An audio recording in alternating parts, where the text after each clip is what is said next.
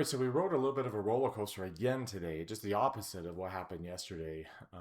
But it ended up being another good, strong, but very narrow range day. Again, led by the same trade we've seen before, AI trades, utilities kind of being lashing on to the AI trade. And then you've seen on the other end of this kind of barbell approach, you've seen kind of like the regional banks.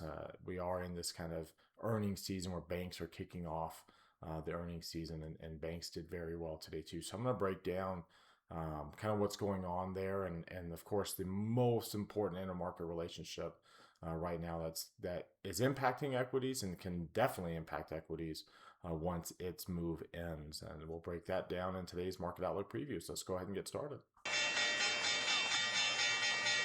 Today is Wednesday, October 15th, 2025. This is the market outlook from marketscholars.com. My name is David Settle. Before we get going too far, click this link up here in the top right corner of your screen. That takes you to today's market outlook blog post. This is what it looks like when you click on that.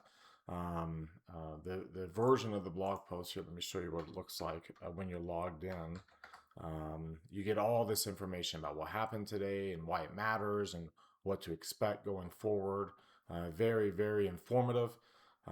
And you get the market outlook preview video that you're watching here. So just get in the habit every day of coming to the market outlook, marketscholars.com, clicking on the video archives, and you get access to all of our blog posts for free with a basic subscription. If you click, like I said, this is what it looks like here. If you click on this link, this blue link here, that will take you to this page. You can also click here, this link in the top right corner, that also takes you here.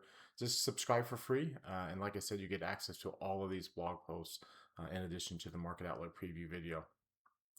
Let's take a look at what happened here today. Again, the near-term momentum is starting to build a little bit higher. The intermediate line is still falling, so we're not breaking out to new highs yet. And it's been a nice little near-term rally up to the upside, but not necessarily one that's strong and breaking out. So momentum line's kind of lagging behind the near-term line there. Of course, XOK continues to be the big winner.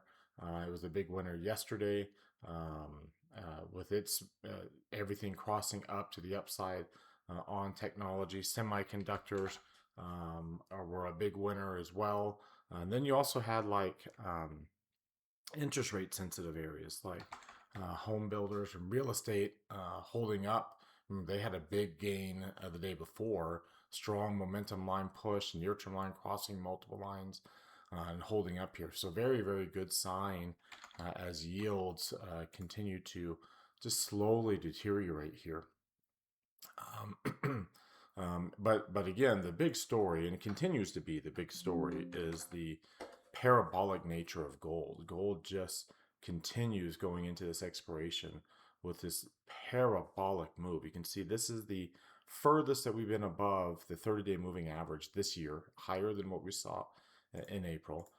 If I go back 5 years, it is the highest that we've been above the moving average in 5 years, surpassing early 2022. So needless to say, like this is one of the most parabolic moves that we're seeing right now on gold that we've seen, even going back to 2011. You can see its ADX is up above 50, rising up to 53. Strong move higher on both the on the positive directional index, and so you look at what's kind of going on here, and you can see the dollar still pulling back with that strength in gold. But at some point in time, as you can see, even with the dollar, parabolic moves don't persist, and they eventually start to, at the very least, go sideways. And that is something, especially again considering the strong positive correlation that gold has with stocks right now, and obviously its negative correlation has with the dollar. If and when the gold parabolic move breaks, that's going to have a negative impact on the equity market through those intermarket relationships there. And it's and you can kind of see again breadth is improving. It's still not positive, and you see that across multiple indicators. In fact, when you look at like the number of stocks above the 50-day moving average, it fell down a little bit yesterday, kind of flat there. When you look at the advanced decline, it dropped down more yesterday. So it's continuing to just slowly deteriorate. It's not bearish, but you notice that the average for the advanced decline here has been negative. The 20-day average has been negative here, and again, that's not necessarily the best sign for risk appetite to see this average be below the 20-day average, be below zero. Usually that coincides with a prolonged period of weakness. And again, garden variety pullbacks, 5% pullbacks only usually last like 3, maybe 4 weeks anyway. So, and we would be a week into it already if this is one, right? So we're not talking like falling off a cliff here, just a little bit of softness, but the fact that gold is parabolic and breadth is softening to a large degree on an average basis, not just on a day-to-day basis, but on an average basis.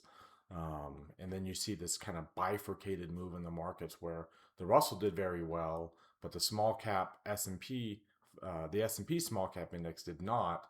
The S&P small cap index requires stocks to have earnings, and the Russell does not. So when the Russell really outperforms the S&P small cap index, then you see this. Basically, it's like trash. Like there's a heavy demand for trash companies that don't have earnings. We've seen that play out before.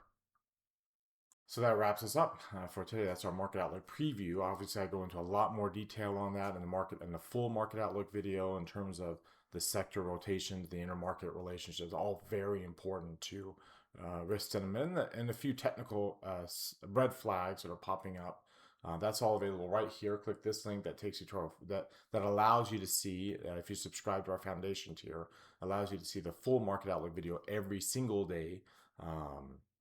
Including the trade ideas. You get access to our trades that we do at the end of the video. We do one every day, and then we put them on in real time during our Market Outlook Live. It's a YouTube live stream that we do on our site. We manage all the existing trades that we have. We actually have quite a few still existing for October and then November expiration, of course. So you get access to that. You also get access to our live Market Outlook Live trade tracker, where we track the results of all of these trades throughout the course of the entire year, so you can get an idea of how we do here and keep track of those results. So all of that for just $29 a month with our foundation tier works out to be about $1.40 per video, which again, considering the what you get from the trades, is obviously well worth that value. So again, thank you very much for watching. Subscribe to our YouTube channel, hit that thumbs up icon down there. You can subscribe right down here. Click the thumbs up icon, comment on the video, and share it with anyone you think would be interested in it. Follow me on Twitter at DavidSettle42 for more content between the videos. You can also follow me on LinkedIn and Facebook and all the other social media sites. Have a great rest of your night, everybody, and we'll see you all tomorrow.